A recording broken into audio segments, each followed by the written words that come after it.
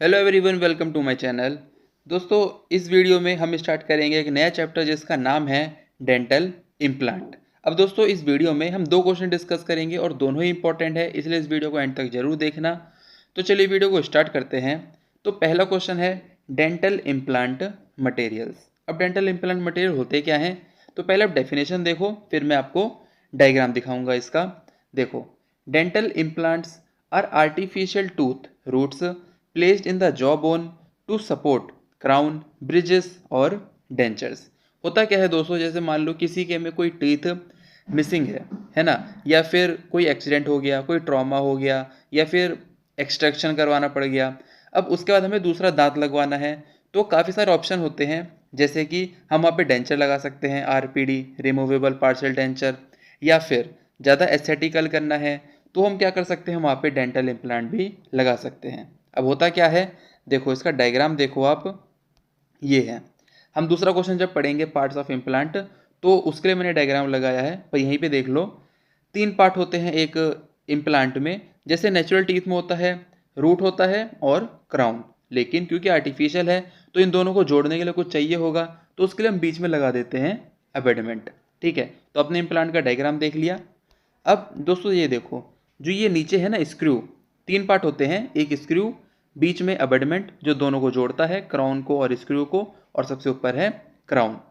तो जो ये स्क्रू है ये अलग अलग मटेरियल का होता है। तो कौन कौन से मटेरियल का होता है, किसकी क्या एडवांटेज है, किसका क्या डिसएडवांटेज है, कौन सा सबसे अच्छा है, तो इसी को हमें देखना है ये फर्स्ट क्वेश्चन में।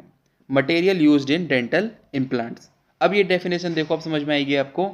Dental implants are artificial tooth roots होते हैं placed in the jaw bone to support crown को या ब्रिजेस को या फिर डेंचर्स को। The material use in dental implants must be biocompatible, strong, corrosion resistant and capable of bonding with bone. क्योंकि bone के अंदर हम इसको डाल रहे हैं, तो अगर बोन के साथ बॉन्डिंग बना लेगा तो वहाँ पे स्ट्रॉन्ग रह पाएगा, है ना। तो सबसे पहले कौन सा मटेरियल आया, मेटल्स। तो मोस्ट कॉमनली यूज्ड ग्रुप है of materials in dental implants. Have excellent strength होती है और मैकेनिकल प्रॉपर्टी भी इसकी अच्छी होती है, यानी कि जल्दी से ब्रेक नहीं होता। तो सबसे पहले देखो स्टेनलेस स्टील। अब stainless steel early implant material था, now rarely used because due to corrosion and lower biocompatibility. Second कौन सा आया, कोबाल्ट क्रोमियम मोलिब्डेनम का एलॉय, इसे हम क्या बोलते हैं, विटेलियम। इसकी गुड स्ट्रेंथ होती है, कोरोजन रेजिस्टेंट होता है। अब यूज्ड इन सब periosteal implants in the past, इसको पहले टाइम में का कैसे यूज करते थे, सब पेरियोस्टियल इम्प्लांट्स। अब दोस्तों सब पेरियोस्टियल मतलब क्या होता है, सब मतलब यानी कि किसी के ऊपर, और पेरियोस्टियल यानी कि बोन की सबसे ऊपर वाली लेयर।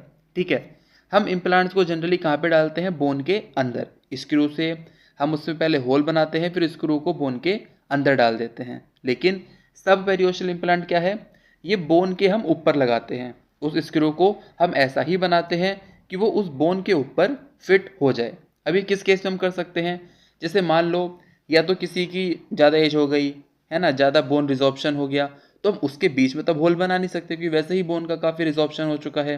तो उसमें हम क्या करते हैं, बोन के ऊपर इम्प्लांट लगा देते हैं, यानी कि बोन के ऊपर स्क्रू लगा देते हैं, उसको उस तरह से डिज़ाइन करके।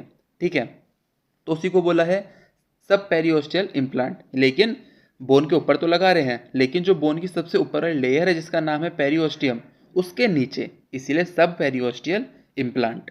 इसे कब यूज़ करते थे, पास्ट में दोस्तों, पहले। क्यों, क्योंकि मान लो बोन का रिजॉर्प्शन हो गया, कुछ टाइम के बाद इम्प्लांट लगा दिया और कुछ टाइम के बाद रिजॉर्प्शन हो गया, तो फिर वो ढीला हो जाएगा, मोबाइल हो जाएगा, तो इतना अच्छा नहीं था स्ट्रांगनेस में, स्ट्रेंथ में, इसलिए पास्ट में यूज़ होता था।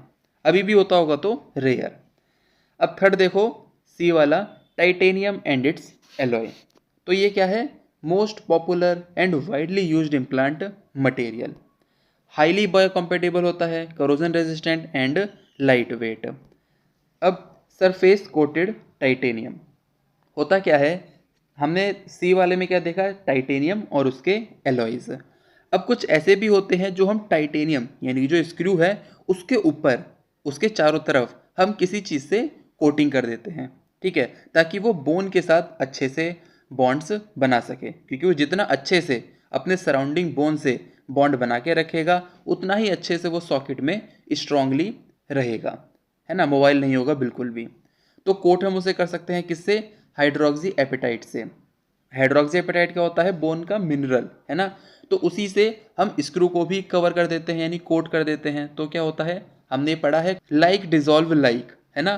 तो बोन में भी हाइड्रोक्सी एपेटाइट मिनरल्स होते हैं, इसलिए हम स्क्रू में भी कौन सा कोट कर देते हैं, हाइड्रोक्सी एपेटाइट। इससे क्या होता है, वो जल्दी से बोन के साथ बॉन्ड बना लेता है। और प्लाज्मा स्प्रेड सिरामिक, यानी कि हाई टेम्परेचर पे भी हम उसे कोट करते हैं तो वो जल्दी से बॉन्ड बना लेता है।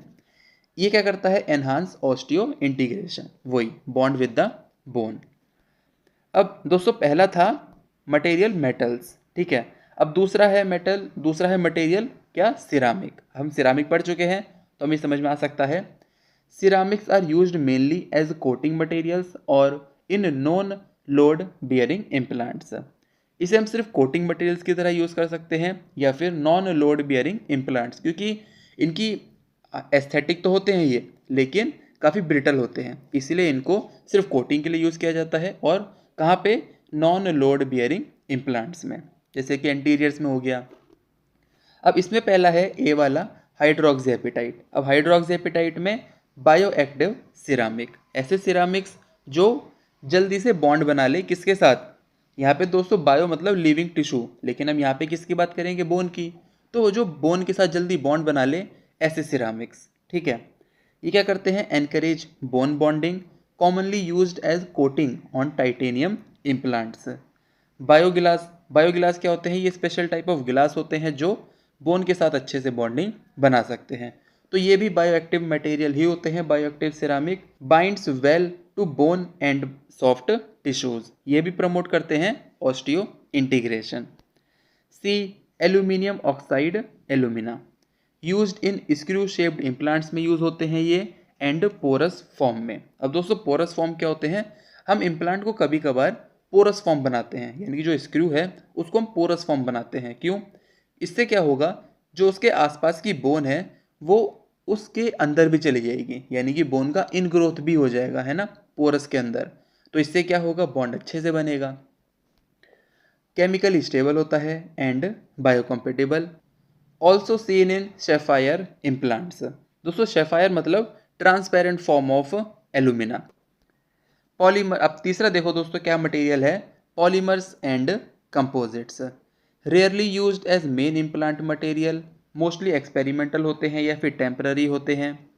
Lack long term strength and osteo integration. तो क्या रीज़न है कि इसको रेयरली यूज़ किया जाता है, because lack long term strength and osteo integration. क्या क्या यूज़ होता है इसमें, polymethyl methacrylate PMMA and polyethylene composites have been tested. अगर हम अदर मटेरियल्स देखें तो गोल्ड एक्सीलेंट करोजन रेजिस्टेंट होता है, लेकिन but too soft for implants, इसीलिए नॉट वाइडली यूज्ड नाउ।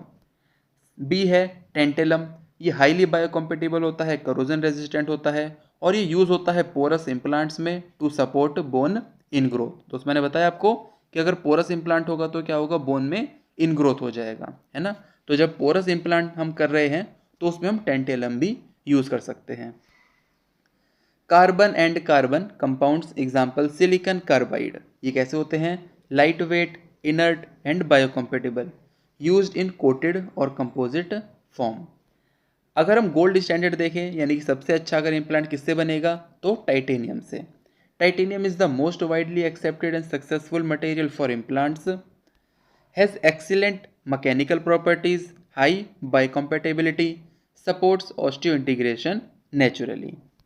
अब अगर हम टाइप्स देखें टाइटेनियम किस किस टाइप में यूज़ होता है, तो ए देखो कमर्शियली प्योर टाइटेनियम CPTI, है ना, commercially pure titanium, available in grade 1 to grade 4। तो दोस्तों इसकी जो ग्रेड है ये कैसे तय की गई है, जैसे जैसे ग्रेड बढ़ेगी उसकी जो स्ट्रॉन्गर स्ट्रेंथ होगी वो बढ़ती चली जाएगी, जो प्योरिटी होगी वो बढ़ती चली जाएगी। तो higher grade is equal to strong metal and purity, used in root form implants. B है titanium alloys, commonly used alloy कौन सा है, Ti6Al4V। ये क्या है, titanium with 6% aluminium and 4% vanadium. ठीक है, अब ये Ti6Al4VELI ये क्या है, एक्स्ट्रा लो इंटरस्टिशियल, यानी कि सबसे प्योर फॉर्म जो होती है टाइटेनियम की वो यही होती है। तो मोर बायोकम्पेटेबल, लेस इम्प्योरिटीज। अगर हम इन सब का कंक्लूजन देखें तो क्या है, the choice of implant material depend करता है on factors like strength, biocompatibility, corrosion resistance and ability to form bond with bone. Today, titanium and its alloy remain the gold standard, though ceramics like hydroxyapatite and bioglass are gaining popularity as coating. Implant बनवाना है तो किससे बनाओ, titanium और उसके alloy से, और अगर उसमें कोटिंग करवानी है तो किससे करवाओ, हाइड्रोक्सीपेटाइट और बायोगिलास से। तो दोस्तों ये हुआ। अब सेकंड क्वेश्चन है पार्ट्स ऑफ इम्प्लांट। तो इसमें हमें पार्ट दिख रहे हैं, ये है स्क्रू और ये है क्राउन जो हमें दिखेगा ओरल कैविटी में, और इन दोनों को जोड़ने वाला कौन है, अबेडमेंट। अब दोस्तों आप ये तीन चीज़ें अगर खुद से पढ़ोगे तो भी आपको सिर्फ पढ़ते ही समझ में आ जाएंगी सारी चीज़ें, या तो आप इसका स्क्रीनशॉट ले लो या फिर आप मेरी वेबसाइट पे जाके नोट्स को भी ले सकते हो। समझाने वाली बात क्या है, ये वाली देखो, ऑप्शनल और एडिशनल पार्ट्स, यानी कि एक इम्प्लांट में ये सारी चीज़ें ऑप्शनल होती हैं। ठीक है, तो उसमें क्या है, हीलिंग कैप और cover screw placed after implant placement during healing phase. होता क्या है दोस्तों, इम्प्लांट जब स्क्रू हम डाल देते हैं तो उसके बाद वहाँ की आसपास की जो बोन होगी और जो आसपास के सॉफ्ट टिश्यूज़ होंगे वो हील होंगे, है ना, बोन का भी ग्रोथ होगा और आसपास के जो टिश्यू होंगे उसका भी ग्रोथ होगा।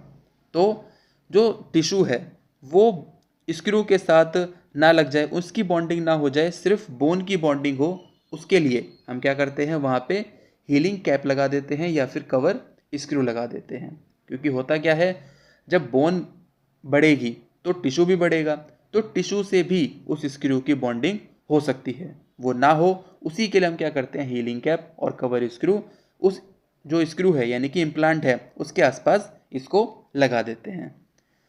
सेकंड है इम्प्रेशन कोपिंग, इसे हम यूज करते हैं during impression making, helps to record the position of implant in mouth.